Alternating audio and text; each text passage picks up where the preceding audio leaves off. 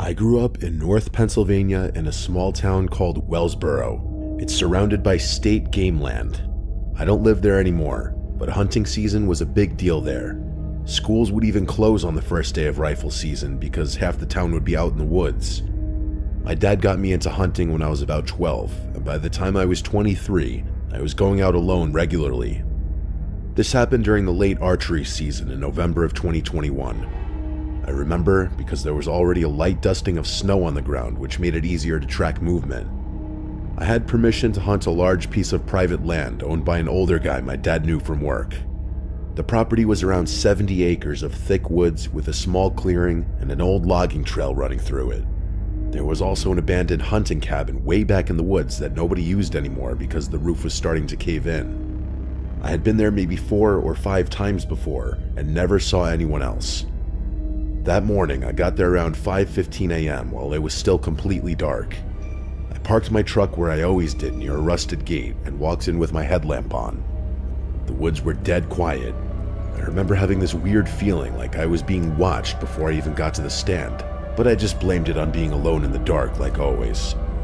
I climbed into my tree stand about 20 feet up and waited for daylight. About an hour after sunrise, I noticed something that immediately bothered me. About 60 yards out, I saw another tree stand that had not been there before. I knew the property pretty well, and I was certain it had not been there the previous weekend. It was one of those cheap ladder stands, and it looked old and weathered, like it had been sitting somewhere for years, but I would have noticed it before. What bothered me more was that there were no footprints leading to it in the snow, except for one single trail of prints that went from deep in the woods straight to the base of the stand. I watched it for a while, thinking maybe someone else had permission to hunt there and just never mentioned it. Around 8 a.m., I saw movement near that stand. At first, thinking it was a deer, I was dead wrong when I saw it was a person standing behind a tree. He wasn't in camo. He was wearing a dirty gray hoodie and dark pants. He was still, and he was looking in my direction. I didn't know if he saw me at first, but then he slowly raised his arm and waved. I wouldn't say it was a friendly, smiley wave, more so a wave like he was just letting me know he saw me. I gave a small wave back, thinking maybe he was just another hunter who didn't have proper gear. After maybe a minute, he stepped behind the tree, and I expected him to walk away, but he didn't come out the other side. I waited and waited, but he never reappeared. I assumed he must have walked deeper into the woods, but I never heard footsteps. Around 10, I climbed down to stretch my legs and maybe still hunt a little. I walked toward where I saw him. When I got to the tree he had been standing behind, I saw that the snow around the tree was completely undisturbed except for my own tracks walking in. There were no tracks leading away, just the same single line of footprints I saw earlier leading toward the ladder stand. I followed those prints, and they stopped right at the base of the stand. I looked up, expecting maybe he climbed it, but it was empty. The seat had a thin layer of snow on it that didn't look disturbed. That made no sense. I remember feeling my chest get tight, like something was very wrong. I decided to head back toward my own stand. On the way back, I noticed something tied to a branch at about eye level. It was a strip of orange hunting vest material tied in a knot. I was thinking maybe someone marked a trail, but then I saw another one about 15 feet away, and then another. They were tied at different heights, like someone had been marking something pretty specifically. That was the first time I considered just leaving. Around noon, I went back to my truck to eat and warm up. Nothing happened during that time, but I couldn't shake the feeling that I was being watched from the tree line. I almost left, but I convinced myself I was just overthinking things. I went back in around 2 p.m. to sit until dark. This is where things got bad. About an hour before sunset, I heard what sounded like slow footsteps behind me in the leaves. Too heavy and spaced out to be an animal. I turned to face them, expecting to see another hunter. About 30 yards behind my stand, I saw the same guy from earlier. This time he was closer, and I could see his face better. His beard looked patchy and dirty, and his skin looked pale like he hadn't been outside in daylight in weeks. What really bothered me was that he was smiling, but not in a normal way. He was just barely showing his teeth.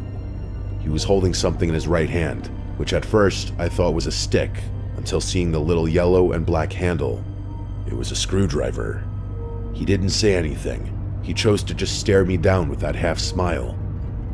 I asked if he had permission to be on the property, but he didn't answer.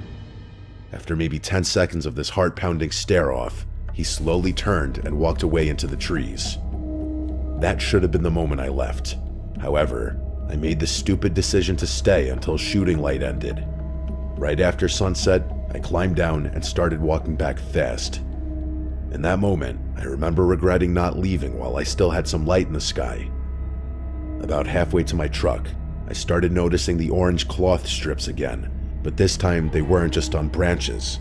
Some were tied to small sticks pushed into the ground, but the thing that genuinely scared me was one of the sticks had something hanging from it. It was a dead squirrel. It had been hung by a wire through its back legs. I may be a hunter, but I don't condone needless suffering of animals. Under the squirrel and stick, in the snow, someone had drawn a rough circle with a boot. That was the second time I seriously considered running. As I kept walking, I started noticing more of them. Not just squirrels, a rabbit, a crow, all hung the same way like markers, or maybe a threat. I started walking faster. About 100 yards from my truck, I saw something leaning against a tree that made me stop completely. It was my backpack, the one I had left in my tree stand earlier that day. I never brought it back down with me. It was zipped open, and my stuff was laid out in the snow, including my knife, my flashlight, and my extra arrows. They were all lined up neatly, like someone had taken inventory. That was the moment of realization that someone had been close enough to my stand to climb it without me knowing. I grabbed my stuff fast and jogged the rest of the way. When I got to the clearing where my truck was, I had another unexpected encounter. It was like it just didn't stop. My driver's side door was open. I know I locked it because I always do.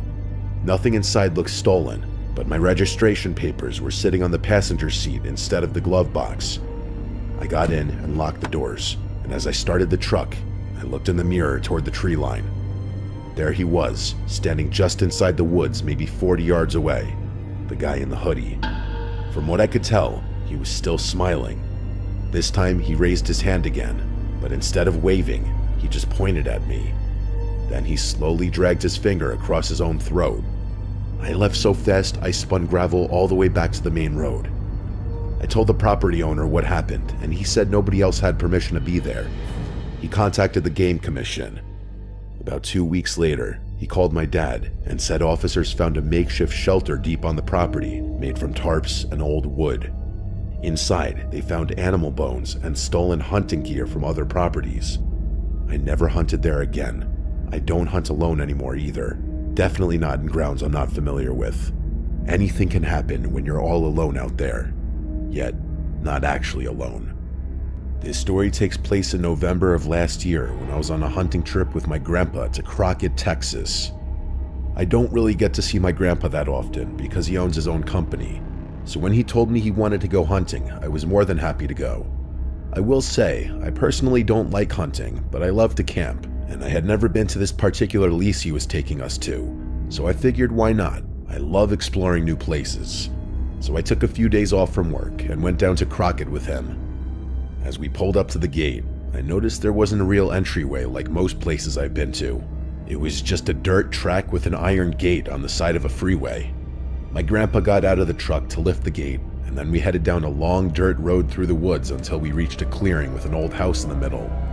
While we were heading toward the house, he told me his father built it and they used it to go hunting or just relax and take a break from life.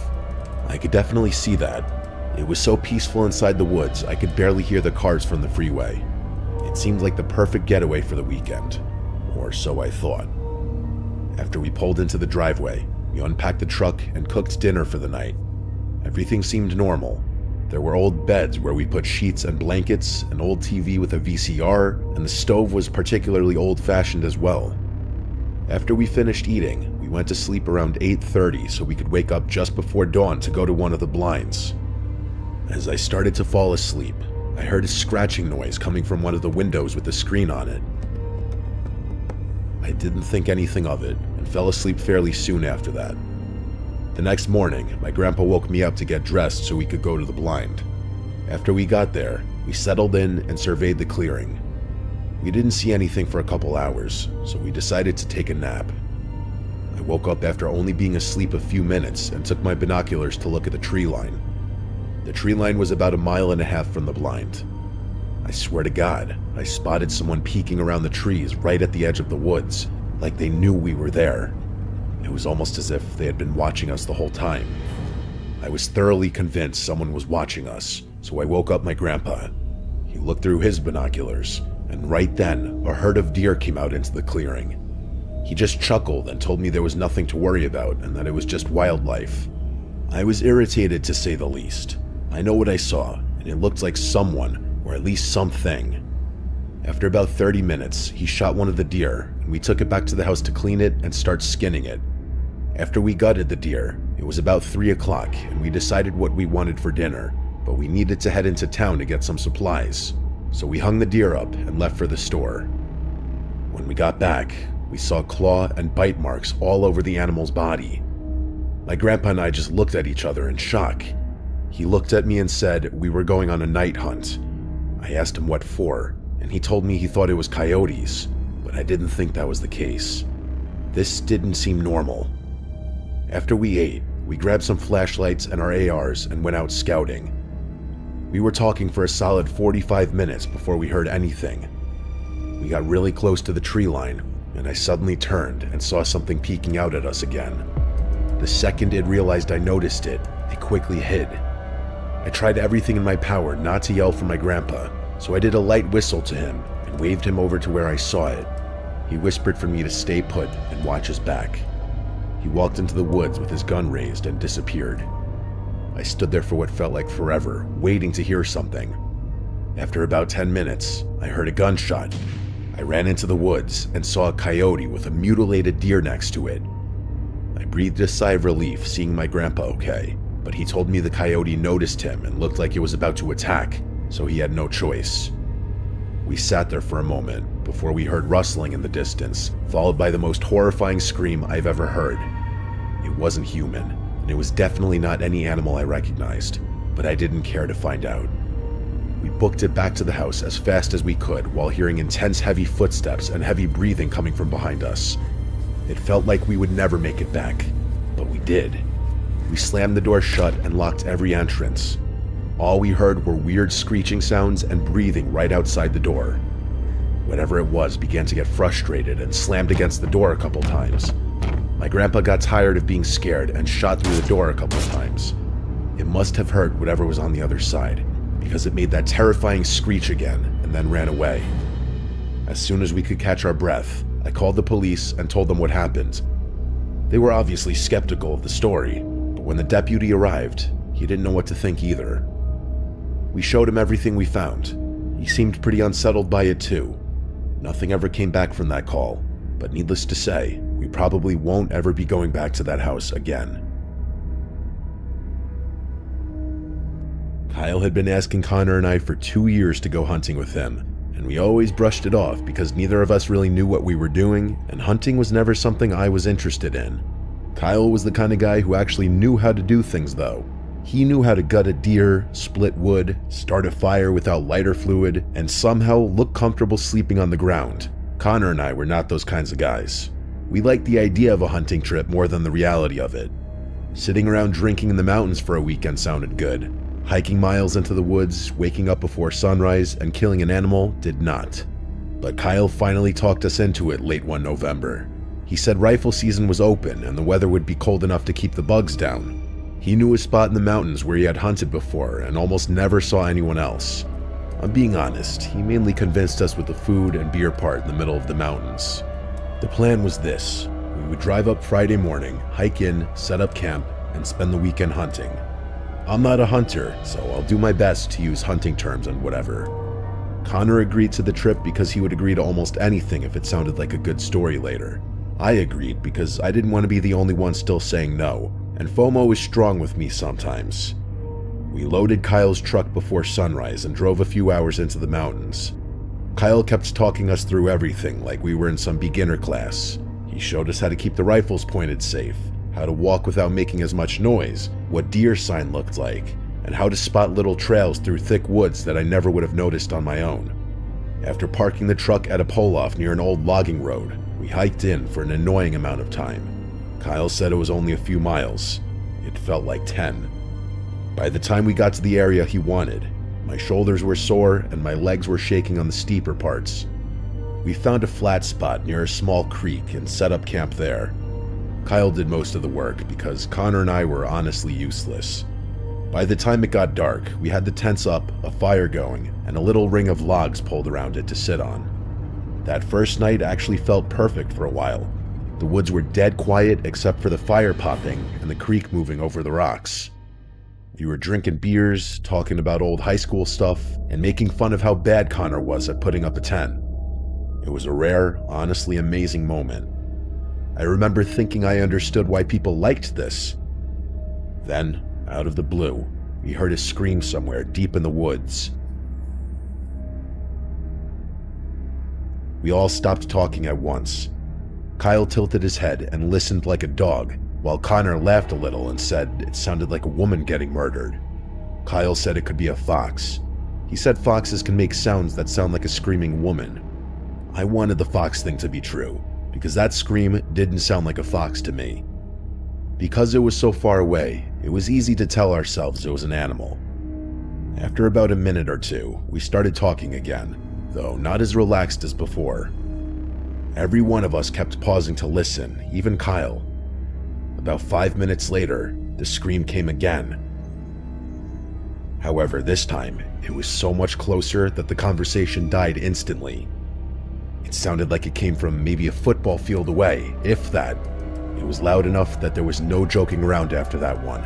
It sounded exactly like a woman screaming. One long scream that ended all at once. Connor stood up and stared into the dark beyond the firelight. Kyle got to his feet too. Then Connor called out, asking if someone needed help out there.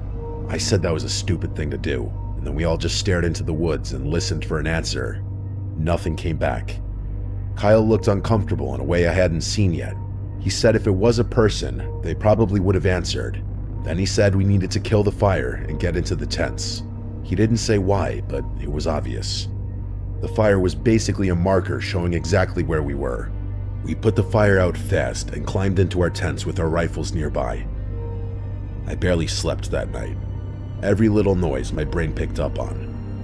At some point, I must have passed out anyway, because when I woke up, it was gray outside and cold enough that I didn't want to leave the sleeping bag.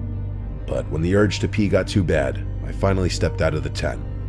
Right away though, I noticed our chairs were tipped over, and one of the coolers had been turned sideways.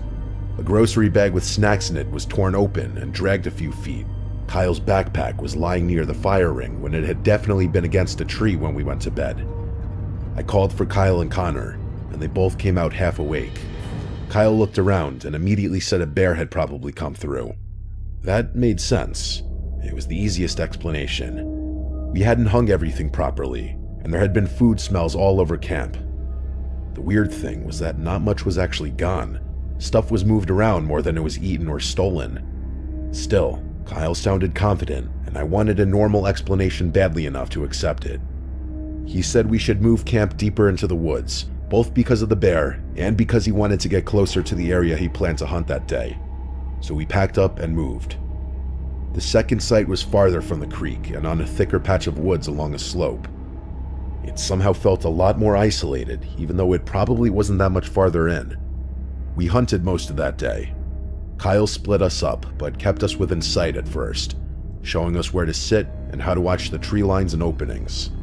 Connor treated the whole thing like a game at first, but by mid-afternoon, even he had settled down. There's something about sitting in the woods for hours with a rifle that changes your mood, whether you want it to or not.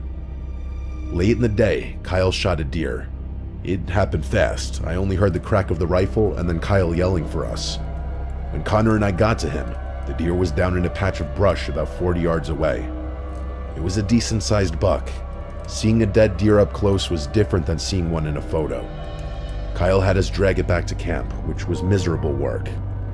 Once we got there, he started field dressing it and then showed us how to skin and break it down. Connor acted interested, but I could tell he was forcing it. I just felt sick. The smell was awful, and the whole thing felt brutal. Side note, I grew up an animal lover because of my parents, so the idea of me going on a hunting trip was already kinda crazy. Kyle was in his element though. He explained every part of it like he was teaching a class, and by the end, there were chunks of meat bagged in the cooler and a bloody mess off to the side that I tried not to look at. That night, we drank again, partly to celebrate, and partly because I think Connor and I needed it after helping with the deer. Kyle cut off some backstrap and cooked it over the fire. That wasn't our originally planned dinner. It was just a celebratory meal, if you'd call it that. I have to admit, it tasted good. As a surprisingly good day was coming to a fun close, the scream came back. It was distant at first, maybe even farther than that first scream the night before, but the second I heard it, I felt an uncomfortable feeling inside me. Like, this again? We all knew that sound now. Nobody said fox this time. Nobody laughed. Kyle stared off into the dark. Connor muttered that there was no way this was happening again. We waited and hoped that would be the end of it. It wasn't. A few minutes later, the scream came again, much closer, and this time it sounded like it was moving toward us the way it had the first night.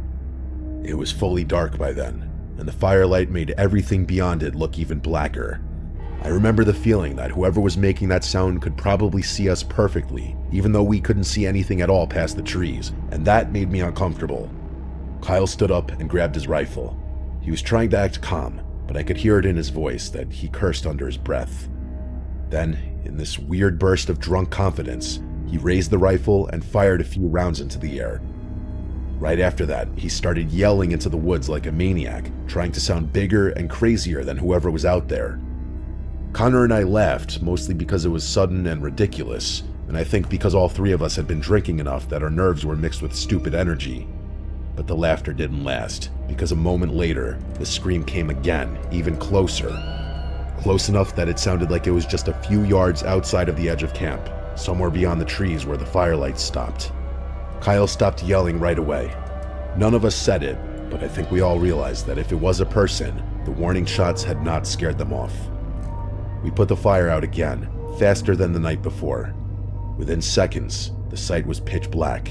The only light left was a weak little glow from the coals and some moonlight through the trees. We got into our tents with our rifles. I lay there wide awake, of course.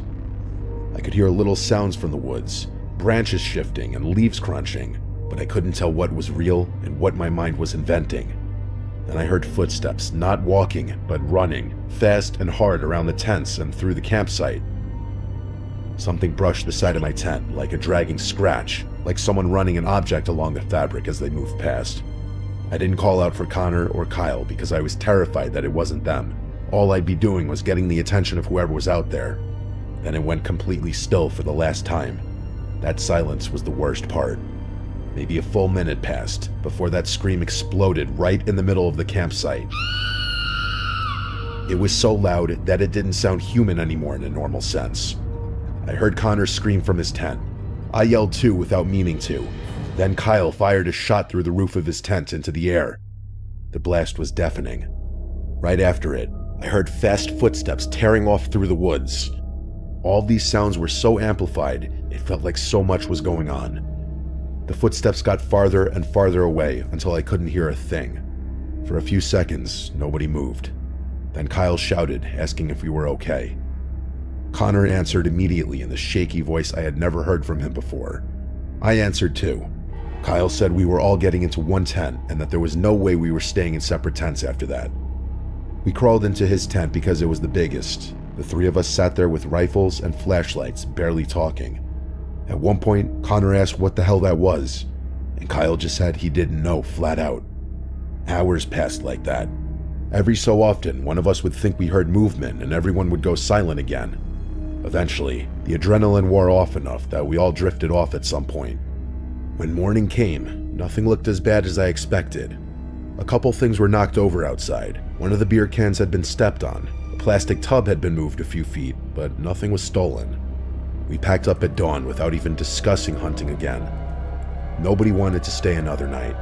We hiked back the way we came, talking more as we got closer to the truck, probably because being in motion made us feel less trapped.